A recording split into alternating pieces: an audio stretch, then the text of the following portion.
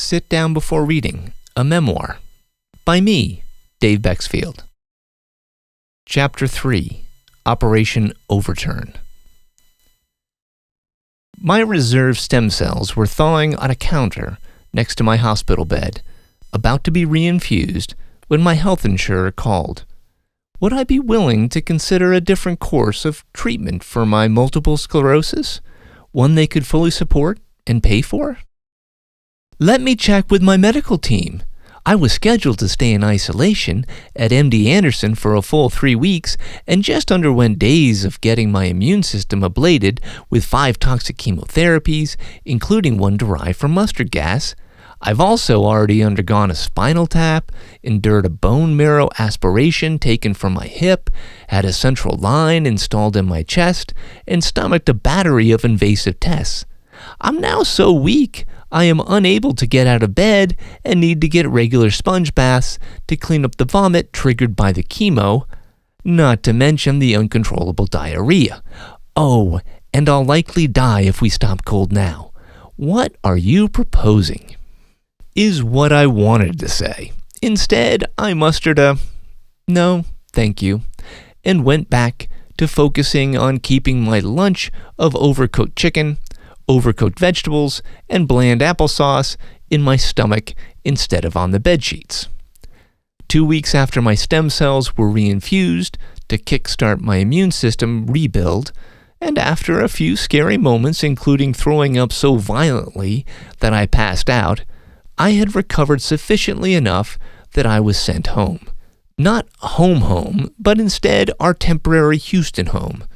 I was to be closely monitored for the next several weeks and had been given 2 strict instructions. Stay within 15 minutes of the hospital and do not be left alone. If there was any sign of fever, I was to be rushed back for immediate intervention. Me not dying depended on it, doctors insisted. For the next year, my life was essentially COVID lockdown for one, with added bonuses. You know the drill. Disinfect everything, avoid people, and mostly stay at home. The bonuses? Frequent blood work and a host of no's. No fresh fruit or veggies, no soft cheeses, no undercooked meats, and no alcohol of any type. It was contraindicated with the antibiotic I was taking. I celebrated the end of that year with a favorite IPA, or 2, right before I got my shots. Since my immune system had been totally reset, every childhood vaccine had to be re-given. After being stabbed with thousands of needles over the past 5 years, what's a few more? About that time, I finally opened the envelope from my health insurer, proudly crowing about all the new health coverage I would enjoy in the coming term. So much coverage, just not the kind of coverage that would save people with MS. As it sat upside down in the wastebasket, it dawned on me that it would be environmentally prudent to recycle such nonsense. But before I did, I flipped through the pages for grins, and then stopped grinning. Turns out, less than 2 months after I was transplanted, my health insurer submitted a startling change to my policy. Stem cell transplants for MS were now a fully covered benefit if part of a clinical trial. Wait, what? Changing healthcare policy is like trying to unstick a massive cargo ship wedged in the Suez Canal or getting an anti-lynching bill passed through Congress. It doesn't happen quickly. For this to be announced so soon after my transplant, the change had to be in the works at the same time I was asking to have the procedure covered. Their denial arguments, too unproven, too risky, too, insert excuse here, all a steaming load of nonsense. My healthcare organization, though, had made an unfortunate miscalculation. That being that one lone gimped-up disabled guy named Dave wouldn't go after a $2 billion business. Uh-oh. The transplant worked so well, I could walk over a quarter mile unaided again, that I wasn't so disabled anymore. And I wasn't just a professional writer who happened to run a blog. I was a public relations expert, advertising copywriter, and former newspaper journalist with deep knowledge of my craft and my disease. I had the tool set, resolve, and grit to go toe-to-toe with anyone or anything that wronged me and my disease-fighting community. Game on. Laura was decidedly nonplussed with my decorating choice. As I tacked up one insurance denial bill after another onto our garage wall, more than 100 pages bleeding with unpaid expenses totaling over $198,000, I argued that she just couldn't see the vision of our new wallpaper. She saw visions, all right. Visions of a deranged husband with sharp tacks marring what had been perfectly fine drywall. But I had a plan. I always have a plan. First, I assembled my team. In addition to a motivated army of active MSers, an eclectic mix of supporters moved by my story offered aid. A former governor with experience negotiating with North Korea, the band Angels and Airwaves, fronted by the former lead singer of Blink-182, a professional athlete who happened to be a champion of MS causes, a disheveled lawyer straight out of Better Call Saul, a one-time healthcare executive seasoned in disputes, and so many others. I then organized and put into play a devastating and calculated outreach. Videos, speeches, newspaper articles, magazine covers, and personal letters to executives, medical directors, and board members. The story evolved with unbelievable twists that only happen in the movies, like the time I had a what are the odds run-in at a local bar with my healthcare CEO. He knew exactly who I was, it was cordial, as friends watched on, mouths agape. And the time I had to skip getting presented an oversized novelty check on the baseball diamond of the Albuquerque Isotopes. It conflicted with a speech I was delivering from the MS Society, one that by the end had all 500 in attendance on their feet, cheering. Then there was the time my story was shared on Capitol Hill to advocate for healthcare reform, the time my gripping story was voted fan favorite at a medical film festival, and the time I got crowned New Mexico's ultimate insider. I reached for every accolade I could. It is one thing to deny a patient. It's another to deny a patient who runs a nonprofit, is a champion of the state, and has powerful supporters across the country troubled by the dereliction of his health care.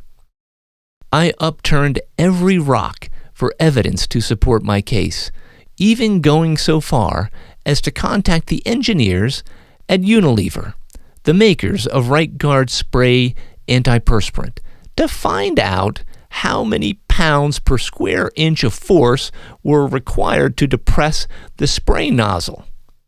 They were rather flummoxed by the bizarre question. It required so little pressure that they'd never measured it.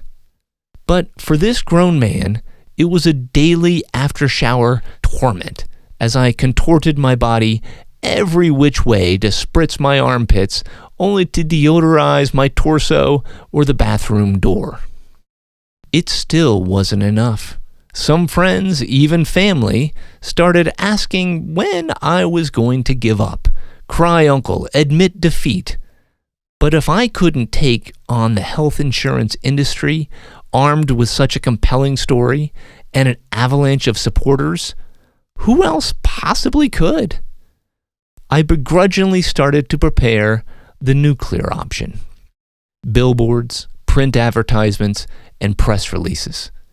And a final dagger, deeply personal letters to the organization's biggest donors, each one tearfully pleading for help, even if those appeals fell to unsympathetic patrons, their frustrations from hearing from an individual patient would certainly reach the highest levels, frustrations that in time would become cacophonous. Then the break happened. In my meeting with the disheveled lawyer, he casually mentioned that my case was unique because I was on a federally approved healthcare policy instead of a private one, as Laura worked for the government. Some of my concerns could potentially be answered with a Freedom of Information Act request. The FOIA ultimately revealed, tellingly, that my healthcare organization had been far less than forthcoming about their policy decisions. When I brought this to their attention, they shrugged their shoulders. When I brought this to the attention of the New York Times, they suddenly stopped shrugging. The result? Dogged persistence pays off with interest. In the August 3, 2014 edition of the Sunday Times, after 4 years of persistent fighting, Laura and I were made whole. Complete reimbursement, plus interest, plus taxes. And an apology from the CEO. Appropriately, the story ended not with a flurry of lawyers and non-disclosure agreements, but with a single handshake between me and him over lunch at my favorite deli. "But how can we trust you not to litigate this in court later?" he asked. I paused to reflect on the irony of the moment. Because I said I wouldn't, and I keep my promises. I had every intention of turning this improbable tale into Operation Overturn, the future best-selling memoir and Oscar-winning movie of the same name, obviously starring Ryan Reynolds. Technically, our only resemblance is the puppy dog eyes. His are brown, mine are blue. When I was younger and beardless, my doppelganger was Cameron from Ferris Bueller's Day Off, again because of the eyes. Every intention. After all, the pandemic meant I finally had time to sit down and pen my masterpiece. But by the summer of 2020, barely through a few paragraphs in Chapter 3, my disease had other plans. The transplant, today considered the single most effective MS treatment in existence with a success rate as high as 80%, often paired with a noticeable reversal of disability, had totally failed me by 2015. I was a rare outlier for whom it didn't take. Laura and I were crushed. My impressive gains had all but evaporated by then as well. I returned to taking traditional FDA-approved drugs for my stubborn MS, but in rapid succession, 3 more disease-modifying treatments failed. My disability kept ticking up as treatment options kept dwindling when, ominously, the vexing spate of UTIs reminiscent of 2009 returned, only worse. 15 UTIs in 15 months. I thought back to our time in Houston when life and our future seemed so promising, so hopeful. In those stressful days before the transplant, we often dined at our neighborhood's favorite Chinese restaurant, as much for the food as for the fortunes. They were actual fortunes, not unhelpful, people find you compassionate observations with lotto numbers you'll never play on the back. We saved our favorites. Laura's top 3: 1, you will be in for a challenging time. 2, you will need to be patient. And 3, your hard work is going to pay off. I saved just 1. Your present plans are going to succeed. Health-wise, those plans ultimately didn't succeed. But I recorded in the journal I was keeping at the time, with apparent bemusement, what another one of those fortunes predicted, that one day my name would be famous. I scoffed at the absurdity and scribbled in my journal, hopefully not for some crazy medical procedure. Nope, it won't be for that, but it will be for what I'm going to uncover by the end of this book. To quote an aggrieved Mike Ehrmantraut of Better Call Saul, whatever happens next, it's not going to go down the way you think it is. No, it definitely isn't.